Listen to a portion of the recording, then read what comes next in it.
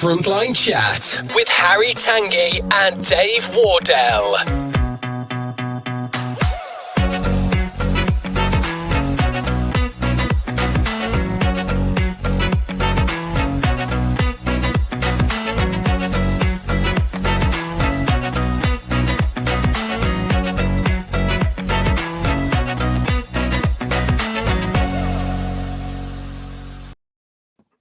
Hello. Hello, Finn. Here. Woof, woof. You all right? Oh, you Right. always have to start with a picture of Finn, don't we, really? That's why that's the only reason people come here. This is it. How are you? Very good, mate. Very good. Yep, looking forward to what's that? today's guest. Is that a new jacket you got on there? Oh, yeah, look. Which side is it this time? Look, fabulous Finn. Ooh. Dog jacket.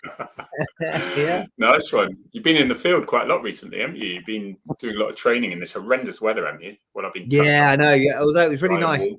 Thank goodness. We've had some nice weather, so hopefully spring will start.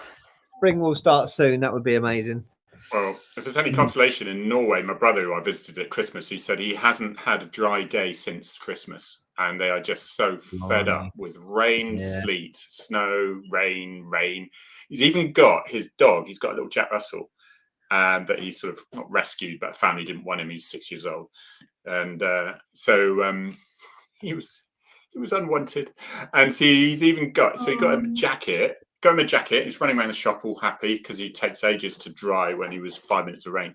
And then, of course, in Norway they got the frost and the wet, then frost, then lots of salt on the roads. And his paws were cracking because of all the constant. So we got him some little booties. Right, this is my brother.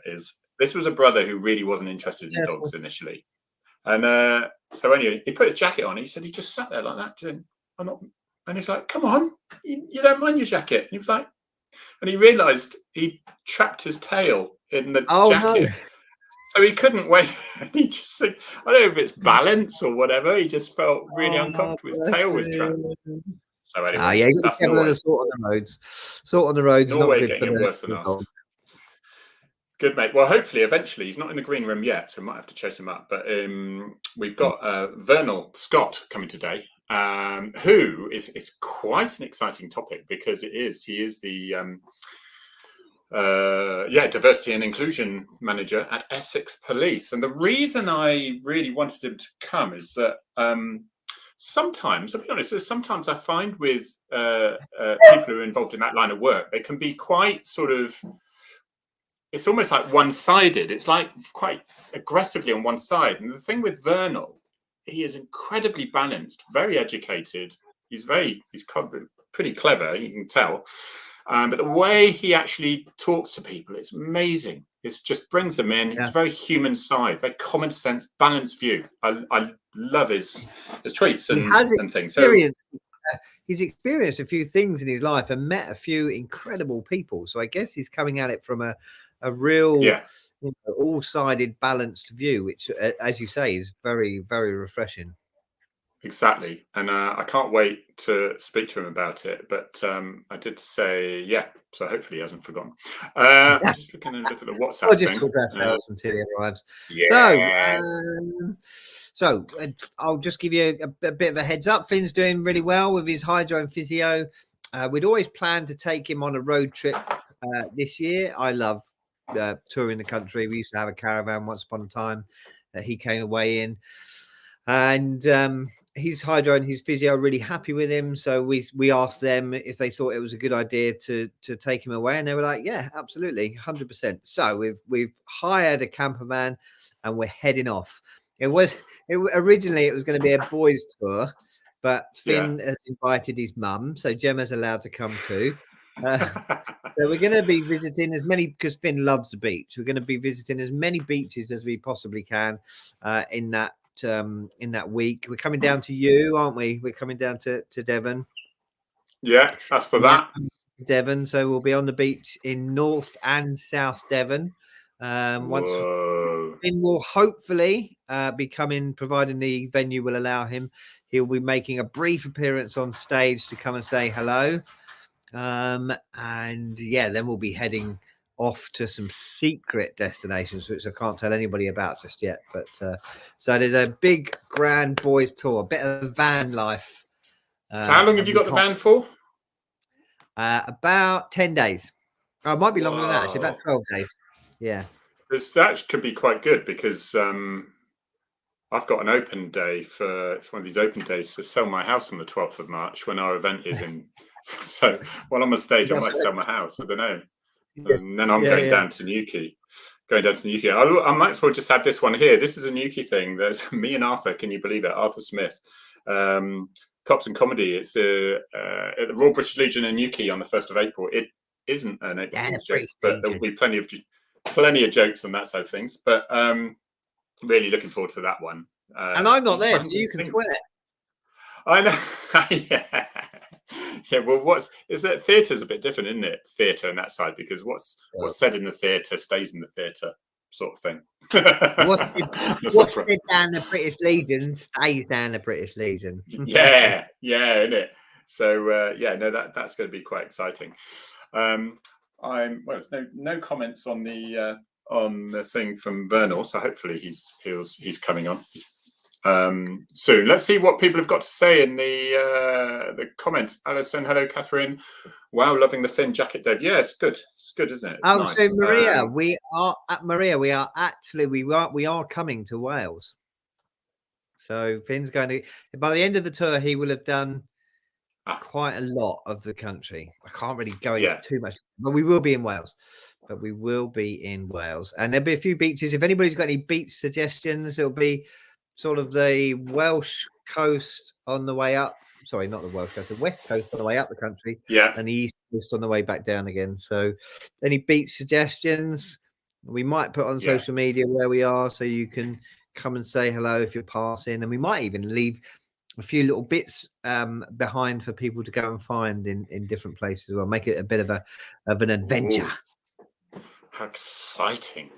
Because he hadn't actually been on beaches, Finn had he, until after his career was over as such? No, yeah. So our force don't let you take the dogs out of the county unless it's for operational reasons. And thank you, Jackie. He's doing brilliantly. So proud of him. He's look at this comment. Frontline Chat musical. Could you imagine? Who plays me? Who plays Harry? Yes. So, I can't remember what I was saying now. What was I saying? Yeah, beaches. Finn and beaches. You, sorry. So we'd never gone anywhere for him to go down onto the beach. So when we retired, we let it slip that we're going to the beach. And the BBC said, can we come along and film it? And we had the most... And he just took to it immediately. He'd been swimming a lot at that point. He couldn't quite work out why the water made as much noise as it did, but he was completely sold on it. He loves the beach. So we're doing a whistle stop tour of the UK and going to as many beaches as we can. A proper boys trip. But Gemma's coming too. Yeah. Okay. So I mean, it's been amazing weather down in Newquay this week and last week with the wind. I'd stuck something on my Twitter about I was doing a bit of stuff in the office as such, which is basically my bedroom, and out the window, and the palm trees were like. And the white horses, the waves were starting out on the horizon. I mean, you would not have wanted to be out there. So it's incredible. So I love that weather, though. I love the elements there. Dramatic place to be when the storms are coming in, isn't it? On that coastline. Yeah, it's good. I bet you're going to be inundated with great beaches, but you can't be Cornish beaches, though. I must admit. But you also don't want down that far. So but we are going to do Devon. You don't want too many steps or anything, do you? Either with Finn, bless him. No. I'll be carrying him across. He's got a stair lift going round down the cliff. Good. Okay, my friend. Right. I think I need to introduce our next guest if he's ready. And basically, he was previously corporate diversity officer for 3 years in Havering. I don't know where Havering is, actually. And prior to that, head of equality and diversity at Islington Council for 5 years. And now is several years as diversity and inclusion manager at Essex Police. And so I think we will welcome him. Vernal Scott, welcome.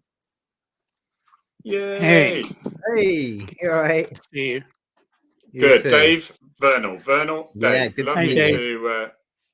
Vernal. I asked you to come because obviously, going on social media, Twitter, for a long time, I have found, for various reasons, diversity, inclusion managers, officers, and all that. You get some very, very good ones, but some I do find are very sort of can attack their police force service for their failings and be quite aggressive on that side.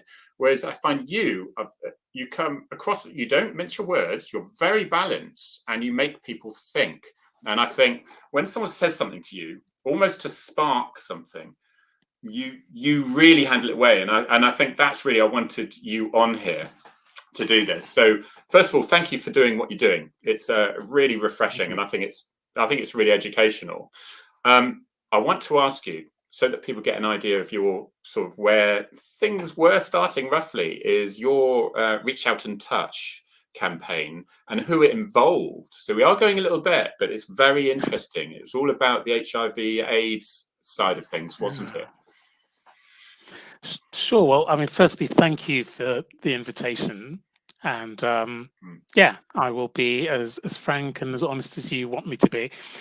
Reach Out and Touch, it was, there was another virus, a few decades ago that impacted the world and devastated people's lives around the world. 30 million people would die from it, and a further 35 million people would become infected. And that virus was called HIV. And at the time, there was huge hysteria about the virus. And thank you. And I, like most of the public, was sitting at home watching TV, and Panorama did a documentary on this new disease that was predominantly, at that time, killing gay men. And it was just kind of almost like another documentary, but somehow more riveting, because the people dying were predominantly young, previously very healthy people. Anyway, long story short, I ended up volunteering for a voluntary organization called Terence Higgins Trust. And from there, sort of honed my skills around what the virus was all about. And that led me to apply for jobs in the public sector to do with responding to that virus. And I can assure you, there was nobody applauding on doorsteps and celebrating people. People were losing jobs, losing homes, losing families. People were dying in terrible conditions. One hospital that I visited, the nursing staff was so nervous that they were putting food on the floor for people with AIDS to get out of bed to pick up their own food. I won't name the hospital, but that's the kind of hysteria that was going on. So Reach Out and Touch. I by this time I was employed by London Borough of Brent, and I got the idea of an event that would destigmatize, or try to destigmatize, HIV. And behind the scenes, people like Princess Diana was really supportive, but she, for whatever the reasons were, didn't want to be or couldn't be associated with that event, with Reach Out and Touch. So a member of my staff suggested, because I said, I need a big celebrity. If Princess Diana won't do it, we need a big name. And they reeled off a number of names, and somebody said Whitney Houston. And I said, that's it. It's Whitney Houston who I want. And people laughed, so they just thought, Vernal, why, what are you thinking? Anyway, long story short, Whitney, who I was introduced to eventually, I'm cutting out a long bit of trying to get hold of her. Her girlfriend at the time, a woman called Robin Crawford, introduced me to Whitney. They got my letter. Whitney was really excited about the idea, and I secured Whitney Houston. But the downside of it is I had no money. I wasn't about to use my budget for it. So it was again a member of my team who suggested that I write to George Michael, and George delivered every penny for the staging, the lighting, everything you could see about Reach Out and Touch on the online these days. George Michael paid for. At the time, he was in the closet, as they call it, and but didn't want to be publicly known as the funder, but he was. Wow, he did that often, didn't he? Incredible. He did that often. He often gave money and was completely anonymous about it all. He did.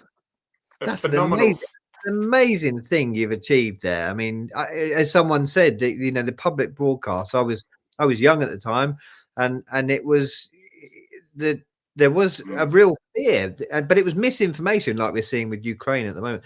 It was a complete misinformation, but it was being put out by big broadcasters and people that we trusted. So you had a real battle on your hands to try and turn it around. I've just watched the film Tick, Tick, Boom with Andrew Garfield. And of course, it's set in that era where he was losing friends to AIDS. And it was a timely reminder of exactly what it was like. So, for you to have done that then, incredible. And just quickly on that was one of the very first events I did with police being directly involved. My very, very first AIDS patient at Brent was a Metropolitan Police officer living with AIDS.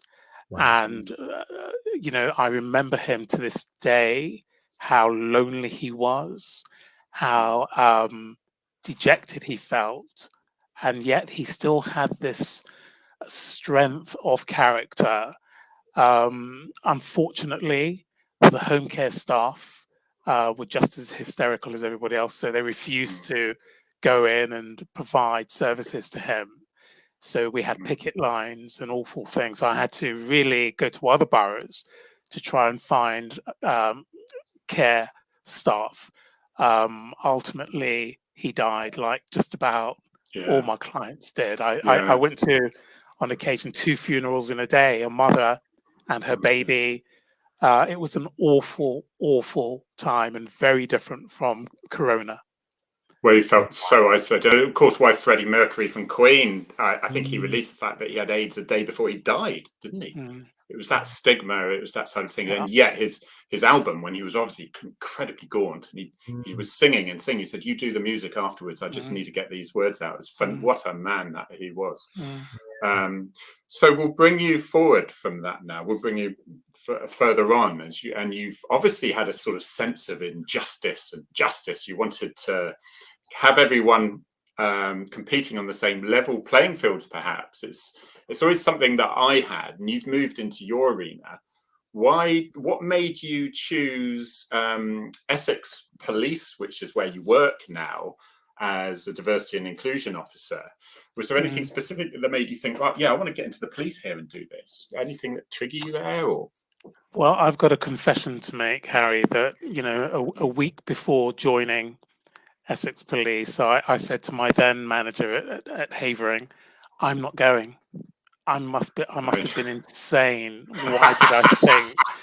And I actually said, I really mean it. I want to stay. I don't want to go because, and by that time, because there's BLM protests and George Floyd had been murdered, and it was like, why did I think, that I could get on and be helpful and that they would like me and I came. I got into my pinstripe suit and I turned up at HQ in Chelmsford and was greeted by the superintendent, who would be my boss. And immediately, I reached out my hand to shake his, and he said, "I'm not shaking your hand." Whoa. And I was like, Oh no, what have I Of done? course, it was in the middle of, it was COVID, Yeah. it was lockdown. I So see. I suddenly he sort of colluded with my thoughts of, this isn't going to go well, Vernal. And, it was an interesting introduction. But I tell you this, even though, as I've said on Twitter, I've been stopped a number of times by the police over my lifetime, and had a very strange, when I was at home, it was a Sunday, I was at home and the buzzer went, and I was like thinking, who's that? And it was two police officers, uniformed officers, who wanted me to prove that the car outside was mine. Oh. And this is going back a while. This is going back some years. And I said, why? What are you doing here? I was kind of like really flustered. And one of them said to me that your neighbor is a bit, very suspicious about the movements of your car. And, this car wasn't like a Rolls Royce or Bentley. It was a Ford. It wasn't like it was some sort of sophisticated machine. Anyway, long story short, by then I was already supporting the local police service, and I name dropped. And suddenly the atmosphere changed. It was like, oh, well, clearly you're an upstanding member of the community, and they scuppered off. But I'd been stopped driving my car in Holloway Road, had a van load of police officers stop me there. And again, it was the same car, the same Ford. And on that occasion, the police were not polite at all. Get on the pavement, where are you going? And I was actually coming from, I had a shirt and tie on. I was on my way home from work. And I said, why have you stopped me? And he said, your car looks as if it's been put together by different pieces. And I said, well, every car's been put together by different pieces. And it kind of went downhill from there. But, I didn't kick off or anything silly like that. I stood on the pavement, and there was officers in my bonnet and in my boot and inside the car. And for a moment, I have to tell you, I said to myself, I wonder if they're planting something. I mean, that's where my mind went, So fast forward to Essex Police. I've always had friends who work in the police. One of my long-standing next-door neighbours, I've since moved. The other next door neighbour. Yeah. The other. Serving police officer, and all good friends. And so I arrived, and they showed me around, and I started to relax. But this was a police force that hadn't had any D&I training for over 20 years, since that terrible Stephen Lawrence training that happened, where every person was made to feel as if they're racist. And I, can you just remind people what D&I training is? Sorry, diversity, equality, inclusion training. And what officers were saying to me was that the training that did happen after Stephen Lawrence was very finger wagging and made them feel as if they were all racist if they were white officers. And certainly at Essex Police, the vast majority of my colleagues are white officers. And I listened further and realized that, the way that diversity training had been rolled out nationally made white heterosexual people feel left out. And my approach to diversity was never that. It was always inclusive of everybody, including white heterosexual men and women. And I, at my interview, I remember talking about the suicide rate, and the fact that if you're a man, you're 3 times more likely to commit suicide than a woman. That's an equality issue.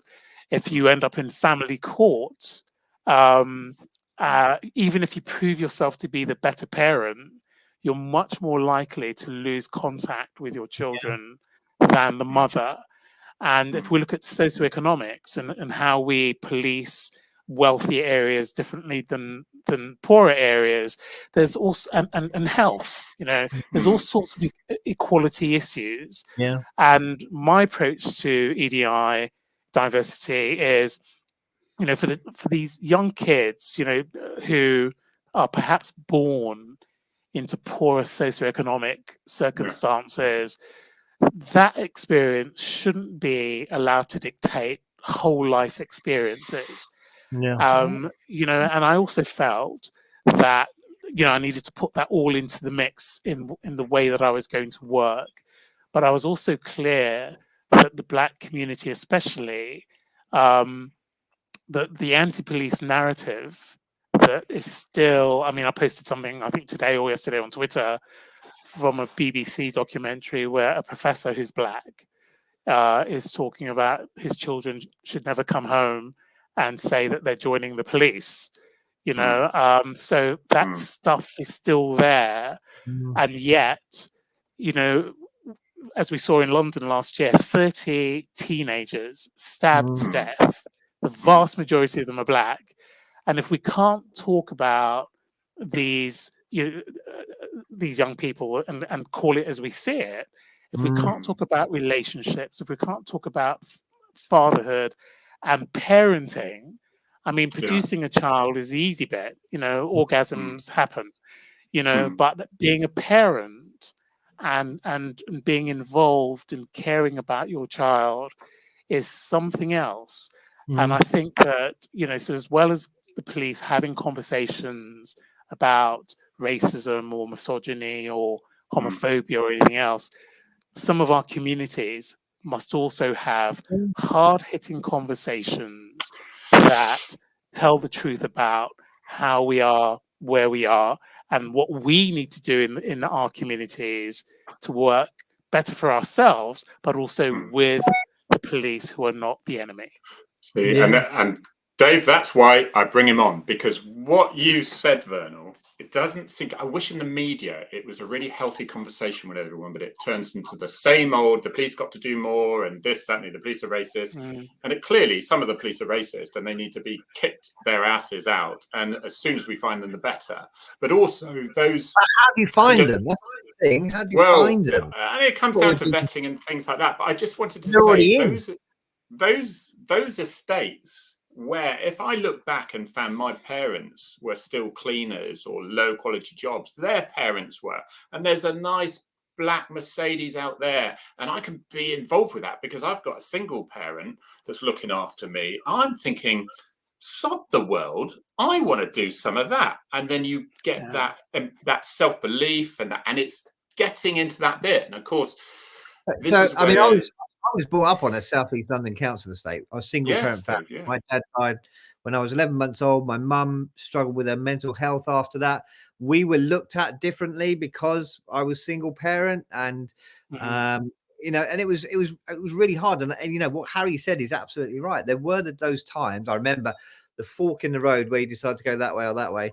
And one of my friends had started stealing, and then he progressed way beyond that, but he was starting to come in with trainers that he'd got because of the stuff he'd stolen and sold. And so, and I made the decision at that point not to go with him because I didn't want that. But you know, the guy Finn and I, my police dog who we saw at the beginning, he was stabbed in 2016, and it was a young lad we were chasing through the streets. Now he was going to make £5,000 that night. He was going to double his money. He was selling his drugs to a gang, and then he was going to rob them back. So he was going to double his money. So how does society deal with that?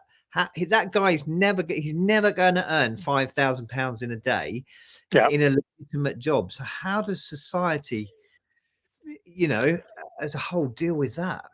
Well, I mean, I think it comes from the morals and the values of your family environment and how you're brought up. I mean, my dad left when I was about 13, and he's still, you know, to this day, I mean, he's still doing well in Jamaica. He went back to Jamaica, but you know, he and my mother. I mean, I was the youngest of 5 kids.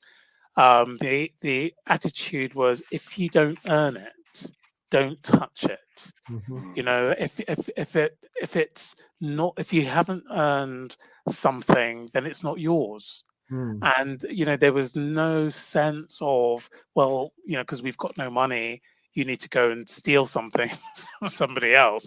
Yeah. And that's what, a single parent can instill those values as well as two parents. And my worry, Dave, is that we blame other people too often, when in fact we need to look in the mirror and take responsibility. Parenting, I mean, a child is born, is very cute, and then you realize they're expensive. They've got to be fed, they've got to have nappies and clothes, and so suddenly a less caring parent disappears. Perhaps he went into the bedroom for an orgasm and not a child. This child arrives so many months later and grows up to be one of those kids lying in the street with a knife in his back, with mum crying her eyes out and dad nowhere to be seen. And unless we can have heart-to-heart conversations, I know Essex Police, we're putting on a conference in late spring called Towards Excellence, and it's got talk about our organization, talk about our partnerships, but also there's a communities element to that conference, which is going to touch on some of this stuff, because we have to. There is a Labour councillor who speaks to me quite regularly on private messages, and he's got a very similar ethos to yourself, saying, look, but he says, all this in the press is saying that the communities are saying, police, go away, you're horrible people, stop persecuting and stop searching us all the time, where actually he's saying the message is we want them more because we want our states free to walk in and safe. We want them to stop check the bad people with the knives or the white reasons that disrupt our lives so much. But that doesn't come through. And that's why I always use that phrase. Sometimes we maybe listen to the ones who shout loudest and not the ones who've got something to say. And I just think there's certain hindrance there. I just thought, can we just all be a bit more honest with each other, and like you say, look inwards at ourselves and say, are we part of the problem? And that comes from community, press, the police, and the individuals themselves as well. And community leaders, faith leaders, anybody calling themselves head of something or a leader of this, that, or the other, needs to be involved. This isn't just a police issue. We've got a working group at Essex Police called Equality, Diversity, Task and Finish Group. It's called EDIC for short. And on that working group, the purpose of it is to look at disproportionality.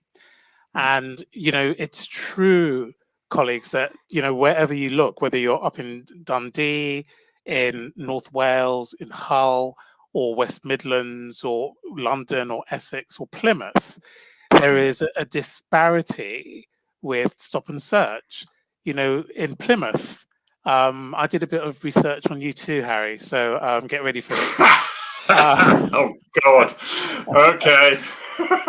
So in Plymouth, according to Assistant Chief Constable Jim Colwell, you are 12 times more likely to be stopped and searched if you're black, even though you don't have many black people there. You are 9.8 times more likely to be subject to use of force than a white person. You are 6 times more likely to be considered a suspect per se, and yet you are 3 times more likely to be a victim of crime. And these are police stats in Devon and Cornwall. Right. And that pattern follows everywhere. But the solution has got to involve lots of communication, people taking responsibility for their part of the jigsaw, because I see my work as a jigsaw. I always describe it that way. You've got policy, you've got training, you've got all sorts of other things in the picture. But in this picture are also parents, and as I say, faith leaders and the young people themselves. The police are not the enemy. And we also have to get to a stage where we stop looking back, and even though I've met Stephen Lawrence's brother, and I have a deep respect for his family and their experience, but if we keep looking back, we're not going to look forward, and we're not going to heal, and make sure that the future is better than the past. when I said to Stuart, Stuart, you do realize that your brother didn't die because he was black. He was taken aback by that, because that's what, the narrative is. And he said, of course he died because he was black. And I said, no, he died because of hate. He died because of racism. He died because of the actions of the perpetrator. There's nothing wrong with being black and standing at a bus stop. There's nothing wrong with being a woman wearing something sexy and walking down the street. There's nothing wrong with a same-sex couple holding hands and walking together through a town centre. What is wrong is when they are attacked because of hate. And we need to, I think, and what I try to do in my job here at Essex Police is think outside of the box and outside of the narrative. Because when we do, we find that the problem is slightly different than we thought it was, but also the solutions are different as well. And that's my approach to my job at Essex Police. I love hearing you talk. I could listen to you talk all day long, Vernal. No, you couldn't, trust me. It definitely reminds me, again, walking around the southeast London council estate in the 70s and 80s, and we had lots of Jamaican families. Bob Marley was always, reggae was always playing on a Sunday afternoon, especially if it was sunny and the door, everybody's doors were open, and it was. You're a massive fan of Bob Marley, you are, Dave. I was amazed how educated you are on him, his lyrics, and also, honestly, please, I'm going to shut that curtain. When I was growing up. And for me, it was normal. Some of my best friends were from Jamaican backgrounds, and my another good friend of mine, his family owned a sweet shop. He was of Indian descent, and it was just normal. But my grandparents had brought up in the East End of London, and they'd actually moved out of the East End of London when they said it had started to change, and they had the old-fashioned racist tone, and I could never understand why they were saying the things they were saying. And they were talking about these people because they'd never bothered to integrate with them. They just moved away. And I could never understand the things they were saying about people of color from these backgrounds. And I'm thinking, I go to school with them and they're not what you say. So there is a whole societal change, and you're right, policing is part of it, but they're not all of it. But it's there is that. It's that integration thing that we criticise. Well, go areas, and it's just black areas, and you can't go in there. But the Brits do it in Benidorm. They get together and they talk, and they have their own restaurants. We're all as bad as each other with it.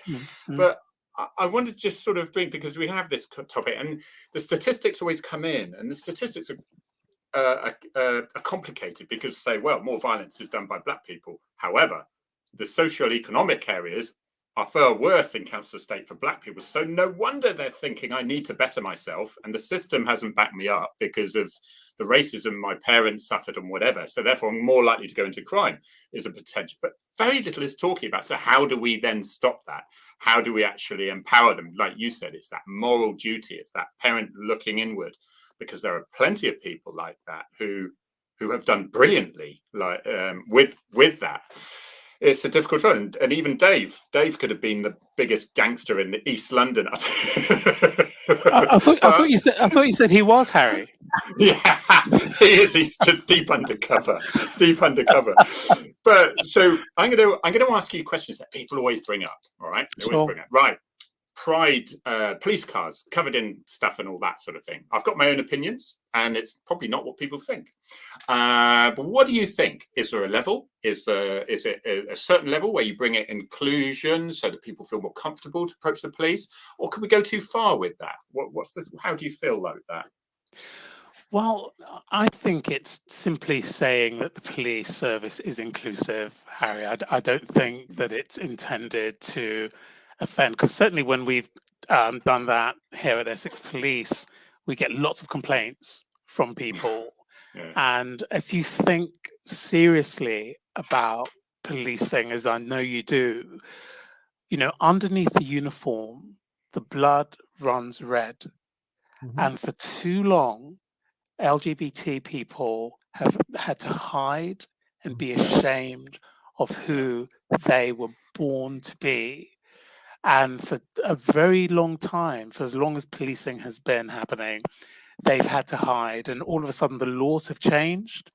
You know, I mean, I could certainly, in my younger years, I think you had to be 21 before you could even to let anybody know. And then you had things like Clause 28.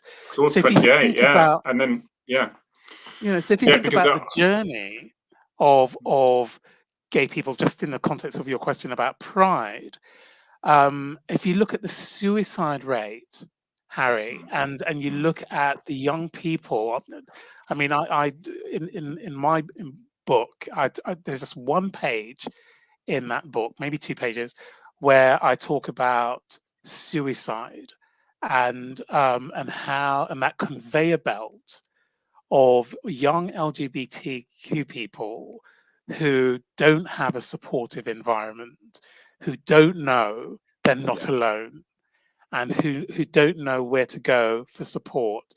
When you are, and particularly I would say, oh, thank you, in the Black community, where you'd be more popular to be a murderer in parts of the Black community than to be gay.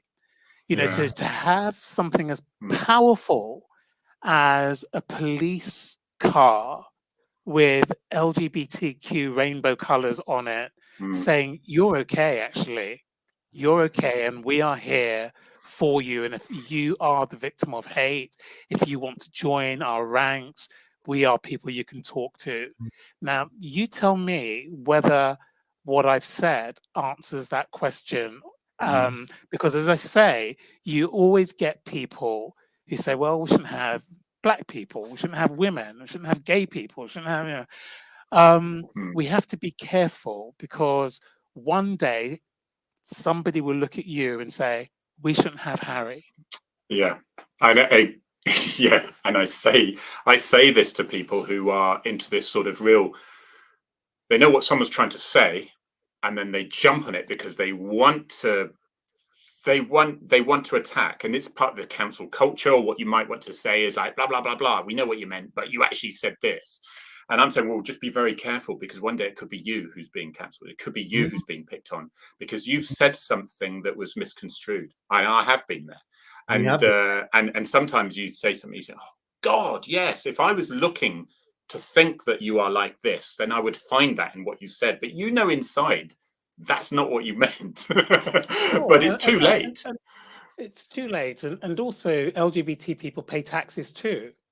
You know, they pay taxes. And we can't underestimate the stigma against like the HIV thing. And it's only until relatively recently.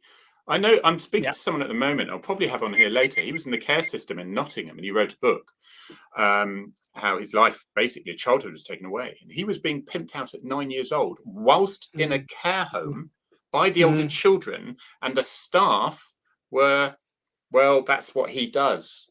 We can't do that. 9 years old. This wasn't centuries ago. That was how much disgusting it was thought. Well, they can do what they like then, you know. I mean, horrible things happened, Harry, and still do. I mean, you know, again, in my book, I talk about the Catholic Church and how, because of its opposition to condom use, as an example, fueled HIV in Africa. But also, if you look at sex abuse and the way that sex criminals were passed and protected, you know, moved from different churches to protect them, while hundreds, if not thousands, of children were systematically abused. So there's all sorts of reasons why we need to destigmatize sexual orientation, and why policing, I think, is a fantastic vehicle to do some of that destigmatizing. You know, I work with people, some of whom are LGBTQ, and as I said, you know, they are no less courageous, they're no less committed than a heterosexual person.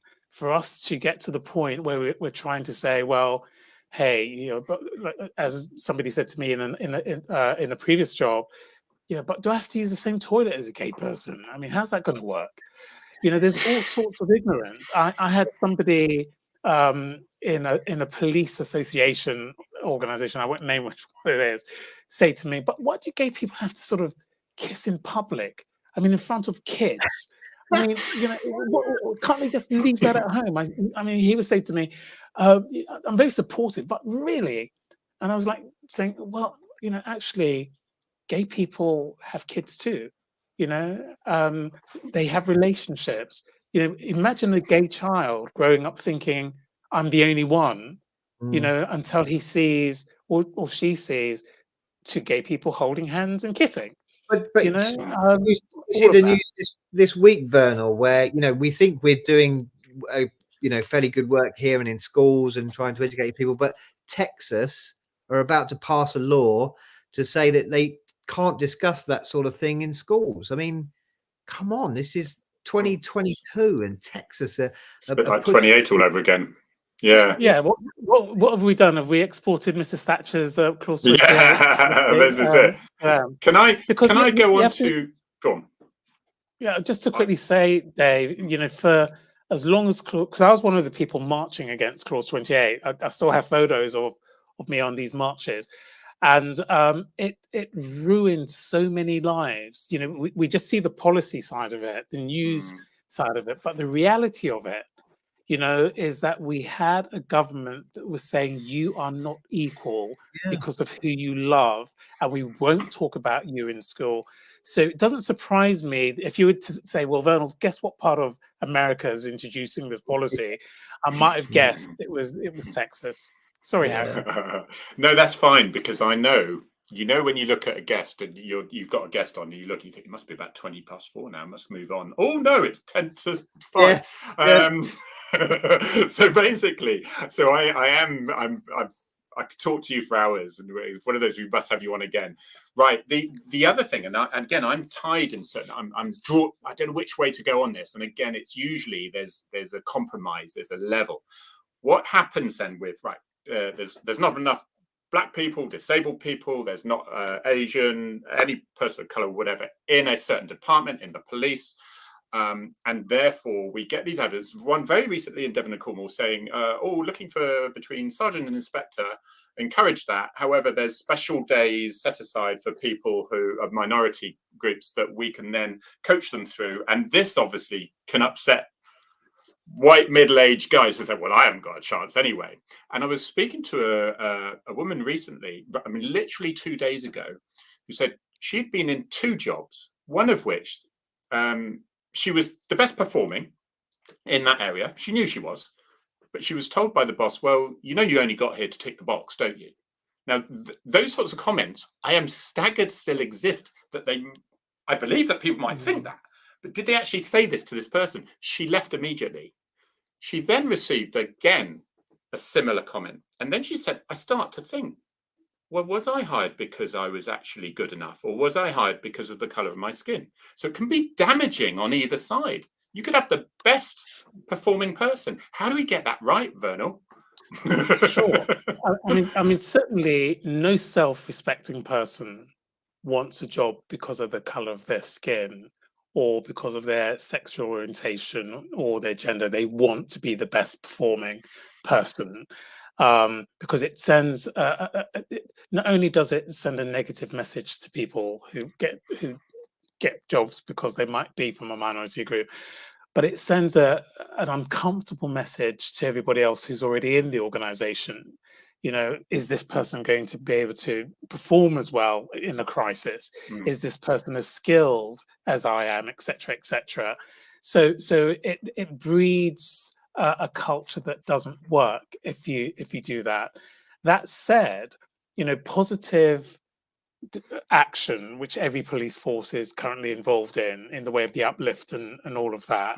And you know, we won't say anything about the cuts that happened before it, but anyway, you've got, you know, the uplift, and then you've got you know, positive action, and then you've got positive discrimination. Now, when I just joined Essex, I saw this YouGov poll of police officers, and it showed huge confusion about the difference between positive action and positive discrimination. Let me be crystal clear about what the difference is. Positive discrimination is illegal, firstly.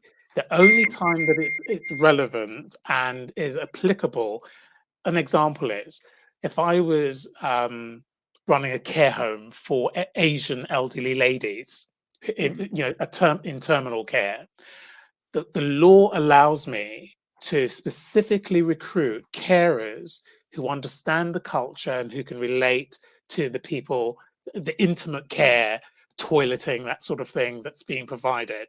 So that's positive discrimination. The law allows me to advertise to meet that need. Okay. Now, positive. So if I was, another example is if I was running, say, an Indian restaurant, and I wanted the best chef from India who can give me some authentic food so that my sales go up, the law does not allow me to do that. Okay. So it's very, very strict about where positive discrimination can be applied. Positive action is, our example here at Essex is that we want everybody to know that they are welcome, and we advertise gay press, black press, Asian press, etc. However, if that gets you to the start line, that says, please come in. But if you don't have the skill, if you don't have the attitude, if you don't have the values, etc., you're not making it to the finish line. Yeah. No. That's the difference. So I think that there is that confusion out there where people hear positive action and they confuse it with positive discrimination, which is actually illegal. And we need to work harder at making things a lot clearer. But no self-respecting person will want a job based upon anything other than their talent, skill, and ability to deliver that job. And I would find it difficult to believe that Devon and Cornwall or any other police force would do that. Yeah, no, and it is. I mean, I did open days for female officers to encourage them into firearms. So you did an open day for that because you're trying to say, look, we're not a bunch of macho guys talking about guns all day. We're eating crayons most of the day anyway. But we wanted to encourage. I thought I'd say it before you did, Dave. We want so encourage to get them to that front door. But then from then on, it's known in the firearms unit. If you don't do that fitness test, if you don't cross the tip, it's too serious a subject to go, oh, they'll be all right. And that is the balance. Go on, Dave. You were saying. No. I think we could. This show could be 4 hours, and we'd still barely scratch the surface. I think so. So what you're coming at it from a policing point of view, and there will be people coming at it from schools, hopefully, because we need the next generation to view everybody equally, because there is no difference. No difference between you, me, or Harry, except you two are probably much more intelligent than I am. I'm just good at blagging it, mate.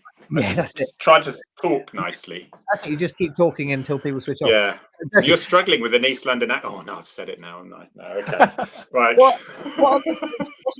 What's the next thing the police have got to do? I mean, look at the Met. They've got, the last commissioner's gone because the mayor wasn't happy with what she was going to do.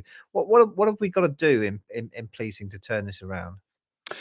What we've got to do, at least part of what we've got to do, is be willing to be open and honest. All those principles, that we talk about, integrity and transparency, all that stuff, we've got to really mean it. And we know that, Robert Peel says, the police are the public and the public are the police. And yet we've become detached from the communities because, we're a police service and we're a police force at the same time. And some communities experience policing as being over-policed and under-protected, and unless we have these genuine conversations, Dave, where we meet face-to-face and people can understand that there are human beings, beneath the uniform, we're never going to get there. The fact that, when I posted, I think it was on Twitter or LinkedIn, of a policeman who appeared to be crying, That remember it. photo generated lots and lots of reaction because people aren't used to seeing the human side of policing. And yet we know behind closed doors, it's not rare to see a police officer who's at the end of his tether. I think we've got to show the human side. I think we've got to try and look at the empathy factor, Dave, where, you know, to if you're going to stop and search somebody, you know, I was saying to our chief constable, who I've either been very lucky and landed with the best chief constable in the world, or they're all like this. I don't know, but he is amazing. He really is. And when I said to him, I really think we should apologize to people who we stop and search if they're not carrying something, if they, you know, if they aren't carrying drugs, no weapons. And when I spoke to the wider workforce about it, it was like, what? Do what? You know, they were not impressed. And, you know, so when we further explained that we're not apologizing at all for doing the job, we're not apologizing for making the stop. But what we are saying is if you aren't carrying something, we appreciate the fact that your pockets have been turned out, you might have been put in cuffs, etc. There's the humiliation factor. It's just what we would want to do for members of our own family, is to say, hey, you know, thank you for your time. You know, even if we don't go as far as an apology, at least say that.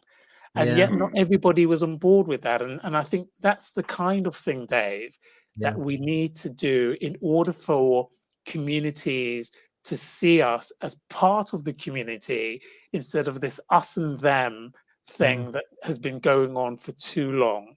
And we've also got to be transparent about getting rid of people. Like, as you know, I post on Twitter when officers get sentenced and stuff like that, because I know there are some people in the Black community who call me all sorts of names. I've been called, you know, he's brown nosing, you know, he's the house nigger, as I've been called, you know. So if you don't get the balance right, people do think that you're so into it that you're not seeing their experience. We've got to have these direct conversations. The conversation you're having with me is the kind of conversation that needs to happen with Joan and Joe, member of the Black LGBT disability female population. It's absolutely Dave, and this is it. And I think, Vernal, people such as yourself, you're very brave because you know you're going to be getting it from all angles, from very sort of quite renowned aggressive people, like, if you like. They like to find fault in something. And they'll feel that you're somehow letting them down because they want to continue that monster of a wave that's just saying all police are terrible and horrible. And I just think so. And that's why I have the utmost respect for those officers. And I speak all around the country in private messages, and people say, "Oh, just to let you know, Harry," he says, "I'm a Black officer in my van, and one of my community, you know, as a Black guy said, called me a coconut or something, and my mates were out the van in no time at all. I was the one still in there. All right, lads, you know." And they were the most upset, he said, which was lovely to hear. It's lovely to hear that it was that family in the van doing that job, and that's really what we want more of, don't we? Really, we do. And we've got to, as I was saying earlier, the Black community especially, you know, we've got to do what Nelson Mandela said. You know, they suffered enormously as Black people in South Africa. You know, effectively a genocide. You can't vote, you can't live in a decent house. And what did he say? He said, "Let bygones be bygones." You know, we can't live in slavery. You know, you can detach yourself from the chains of slavery and still remain chained mentally to all your past grievances. Today is a new day. You know, see it as a new day. Invest in the opportunity to make tomorrow even better. But we can't live on, you know, the awfulness that happened around Sarah Everard or Stephen Lawrence or anything else that's happened in the past. We shouldn't forget it. We should learn from it, but we can't keep apologizing for things that we can't undo. We can Yeah. some only go things that forward and some from where things we that are. people and Just some things that reminds me officers of- weren't even born with. Reminds me of an amazing line from Bob Marley. I've been on about Bob Marley to Harry all week, bless him. He's going to be bored Yes. of it. Where he says, emancipate yourself from mental slavery. None but ourselves will free our minds. I think you're the Bob Marley reincarnated, Dave. Oh, I wish. He is. It's We just need to- immediately, Vernal, that's immediately what I thought when I first saw him. And with There's that, some valuable gentlemen, lessons. There's some it is valuable that. lessons in his work, I can tell you. Vernal, stay on for a second afterwards. We've got Sure. to end it here. And thank you so much. It's been so enlightening, educating, wonderful. Thank you so much indeed. Thank you. Ken. And we will stay on and see everyone else. I think next week we've got people on. Stay safe out there, guys. Cheers.